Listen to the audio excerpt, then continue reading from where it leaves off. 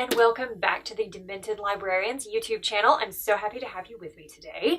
We are going to be doing a book review today on a little novel called The Secret Life of Souls by, Jack Ketchum and Lucky McKee. There's a name for you. Here we go. So let's see. This book actually, I found the recommendations for this novel on an online entertainment community that was listing books that you may not have heard of that you should read. So, okay, let's do that. This one sounded good, and it was a Christmas gift. It was part of the Christmas book haul. Let's go ahead and read the inside cover flap again, just to refresh everybody's memories about what this one is about. 11-year-old actress Delia Cross is beautiful, talented, and charismatic, a true star in the making. Her days are a blur of hard work on set, auditions, and tutors. Her family, an ambitious stage mother, wastrel father, and introverted twin brother, depends on her for their upscale lifestyle. Delia, in turn, depends on Katie, her beloved ginger Queensland healer and loyal friend, for the calming private space they share. Delia is on the verge of a professional breakthrough, but just as the contracts are about to be signed, a freak accident puts Delia in the danger zone from every quarter. At the heart of this psychological suspense novel is the haunting depiction of a family's fall and an extraordinary interspecies relationship. As the drama unfolds, Katie evolves from prop to scapegoat, to protector, and ultimately to survivor. Together, she and Delia are unselfish souls in a selfish world, and they are written with depth and grace by authors Ketchum and McKee. With her telling instincts and her capacity for joy and transformative love, Katie joins the pantheon of great dogs in contemporary literature. And it's got some praise in here from Stephen King, Peter Straub, Paul Wilson. I mean, very, very strong moving words for The Secret Life of Souls. So let's get into the review. Okay, people. First of all, let's talk about a little thing I like to call a printing error. So I got this book, and as you can see, first page, blank, obviously. Second page. Okay, so I want to show you this. So close. So you see, this is the first page right after the cover flap, right? You turn it, no title page, no nothing. Bam. We are on page 23 of the book. Okay, so I'm thinking, interesting. Maybe it starts over at page 1. No, it does not. It actually goes from page 23 to page 54 and then starts over again at page 23. So, to be fair, in this review, I have not read the first 22 pages. There could have been something in that would have changed my entire perspective. I doubt it. Also, this is a testimony to the fact that even without the first 22 pages, which no doubt set the ground for the entire book, I was still able to comprehend all of it and not like it. And it's kind of a complex reason why. First of all, reading that cover flap again, I always kind of get a little prickly in my brain when the people who are writing the cover flap have to tell you how good a book is. And I'm not talking about the reviews or anything like that, or even the other authors who say a book is wonderful. That's an opinion, and that's fantastic, and I use that a lot for when I'm trying to pick books.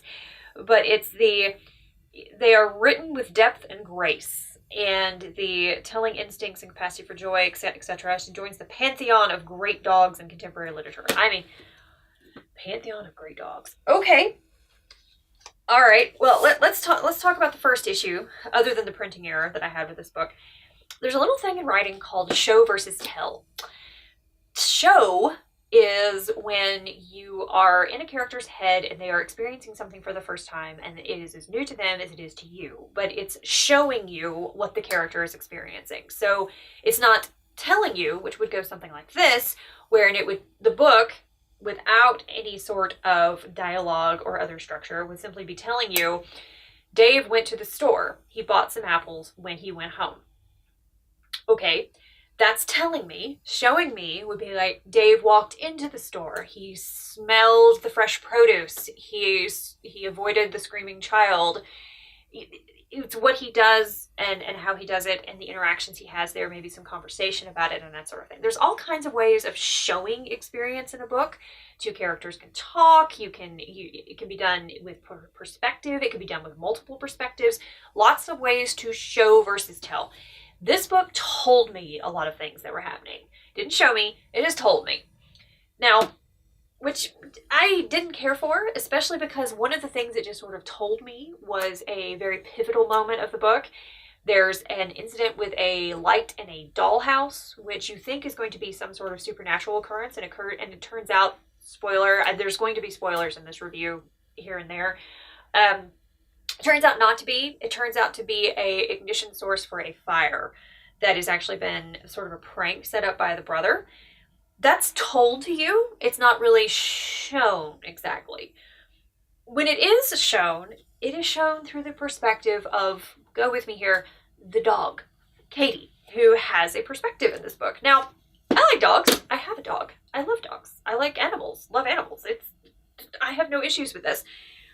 But I'm not really sure why they use the dog as a vehicle to carry so much symbolism in this particular book, other than they just wanted to, and it's a book about a dog. Fine, okay. But the book about a dog is about how the dog understands they're human, up to the point that they can tell when they're in distress, even from a very far away, which I'm walking with you here. I'm buying this. I totally get it.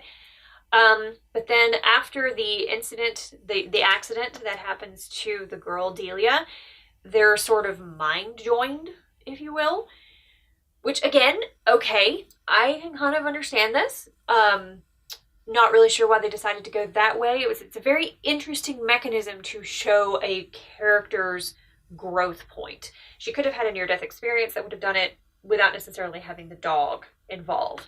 But then the dog becomes more important later, as kind of a vehicle to send messages from Delia when she can no longer send them herself.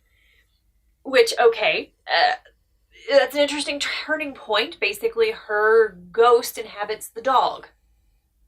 Or her soul, I suppose, inhabits the dog. Which, okay, that's interesting. I'm not really sure what this is trying to say exactly. It's a mess. It's a real mess. There's some points in here about, the dangers of being a stage mom, of being, there's cheating and affairs and gambling and poor money management and bullying and just general narcissism running rampant. There's carelessness and human error and complete unapologetic behavior. There's some, bright spots of human existence as shown by the characters you're least expecting it from. There's some horror in that callousness. Unfortunately, in this book, they deal with the callousness of those people by killing off all of them and also killing off the person who is exposing and highlighting the callousness. Sort of. And then I'm even kind of confused about the title, because the title is The Secret Life of Souls, which I guess implies that after we die, we mind link with animals. I mean, it's an interesting theory. It's not an unpleasant one. There's that pesky shorter lifespan thing, but they take care of that too in kind of this, don't worry about it. They're inexplicably going to live forever kind of way. So it wasn't very revelatory. It was definitely not very scary. It was convoluted. To me, it really sounds like someone lost a beloved pet, worked in some kind of theater industry or movie industry, which, by the way, one or both of the authors who wrote this do, and wanted to take out their aggressions on the stage mom by making their beloved pet the hero who goes and takes her down. Okay. I'm trying really hard here because I really thought that, the book, it's the title of The Secret Life of Souls, and there's there's a dog and there's a little girl in it, and you're really just, I think I was hoping for more. I'm not really sure what I was hoping for exactly, because again, you know me, I go into books without really knowing or understanding a lot of what I'm doing, because I like to go in blind and experience the story and live it and breathe it and be right there. But this was not particularly a journey I enjoyed. So it might be for you. You may find much more interesting tidbits in here. You may read it in an entirely different way. You may get a copy of the book that has the first 22 pages. That would also be good. And I know I could have sent it back, but honestly, I wanted to read it so much that I started reading it. Like, it's okay. It's 22 pages.